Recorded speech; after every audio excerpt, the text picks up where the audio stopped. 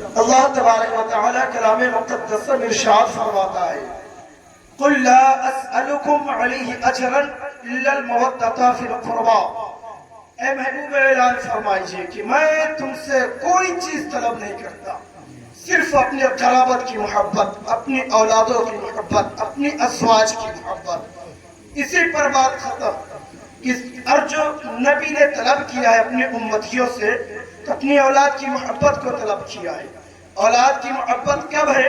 نبی پاک صلی اللہ تعالیٰ علیہ وسلم ارشاد فرماتے ہیں کہ جس نے حسین کو غضب کیا اس نے مجھے غضب کیا، اور جس نے حسین کو خوش کیا گویا کہ اس نے مجھے خوش کیا، اور جس نے حسین کو غضب کیا، حسین کو ناراض کیا، اس نے مجھے ناراض کیا، اور جس نے مجھے ناراض کیا اس نے خدا کو ناراض کیا، اور جس نے حسین کو خوش کیا وہ نبی کو خوش کیا، اور جس نے نبی کو خوش کیا اس نے خدا کو راضی کر لیا، خدا کو راضی کر لیا۔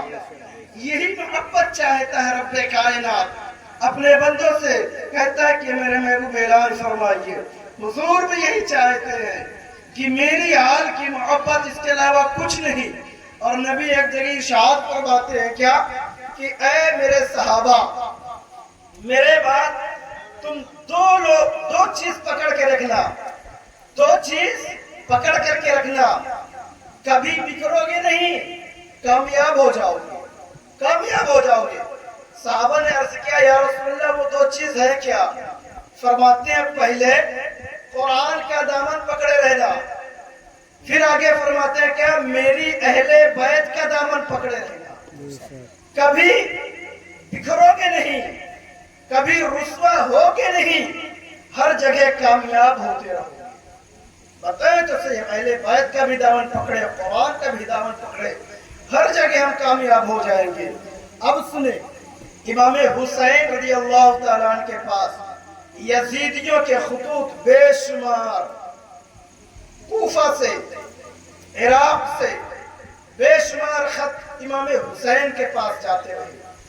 یا حسین، ہماری نگہبان بن کر کے آئیے، ہماری خیر خواہی کے لیے چلے آئیے،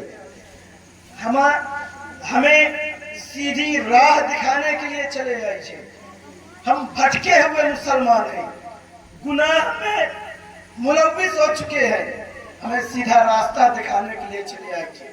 وعدہ بھی کر رہے ہیں، ہم آپ سے عقیدت رکھیں گے، محبت رکھیں گے۔ بے شمار خط بھیج کر کے امام حسین مجبور ہوئے تو صحابہ کرام سے مشورہ کیا، مشورے کے بعد بات آگے چلی تو یہ طے ہوا کہ یا امام پاک ابن رسول سب سے پہلے حضرت مسلم بن عقیل رضی اللہ تعالیٰ عنہ کو کوفہ کی سرزمین پر بھیجا جائے، وہاں کے وہ حالات لیں، حالات لینے کے بعد وہ ہمیں خط لکھیں، جیسا خط لکھیں گے اس کے بعد پھر عمل کیا جائے گا۔ یہ بات طے ہو گئی صحابہ کرام کے بیچ میں، اور امام حسین رضی اللہ تعالیٰ نے ایک خط لکھا کوفہ والوں کے نام۔ کیا لکھتے ہیں کہ میں اپنا نائب بنا کر کے مسلم بن عقیل کو بھیجتا ہوں، تم ان کے ہاتھوں پر بیعت کرو، جیسے ہی یہ وہاں کے حالات بتاتے ہیں میں مدینہ سے چل کر کے کوفہ پہنچتا ہوں۔ حضرت مسلم بن عقیل کو روانہ کر دیا گیا، سفر طے کرنا شروع کر دیے۔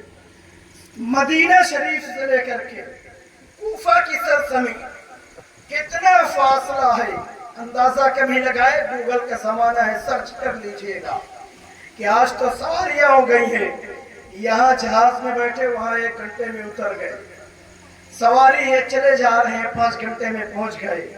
وہ زمانہ کو یاد کریں، کہیں پیدل سفر کرنا پڑتا ہے، کہیں اونٹوں پر سوار ہو کر کے جانا پڑتا ہے، گھنے جنگلات ہیں، ایسے جنگل راستے میں ملتے، راستے تنگ ہیں، نکیلے راستے ہیں، پہاڑ ہیں، جنگلات ہیں، کہیں پانی کا نام و نشان نہ مل رہا ہو، ایسے جنگل کہ ڈاکوؤں کا بھی خطرہ ہوتا ہے، کہیں لوٹ نہ لیے جائے، کہیں جان نہ مار دی جائے، ایسے خطرات والے جنگل۔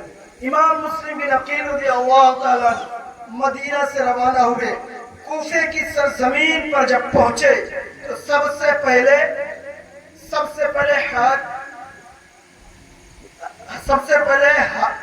عبیدہ کے گھر پر قیام فرمایا آپ نے.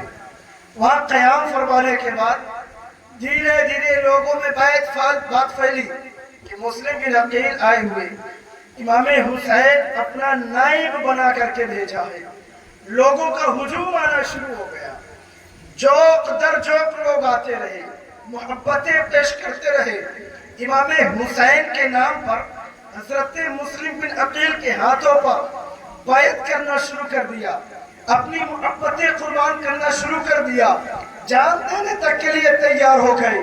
چند دن گزرے ہی تھے, تقریباً 12,000 لوگ 2 سے 3 دن میں بیعت کر لی امام حسین کی. اب حضرت مسلم بن عقیل ایک خط لکھتے ہیں امام حسین کے نام, یا حسین یہاں کے حالات بہت اچھے ہیں, ابھی چند دن گزرے ہیں, کثرت تعداد میں آپ کے نام پر بیعت کیا ہے اور اپنی جانیں قربان کرنے کے لیے تیار ہیں, محبتیں قربان کر رہے ہیں.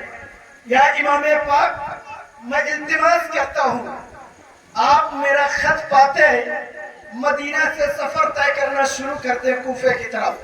یہاں آپ کے منتظر ہیں لوگ, آپ کا دیدار کرنے کی مشتاق ہیں لوگ یہاں پاس میں, آپ پر اپنی جان قربان کرنے کے لیے تیار ہیں.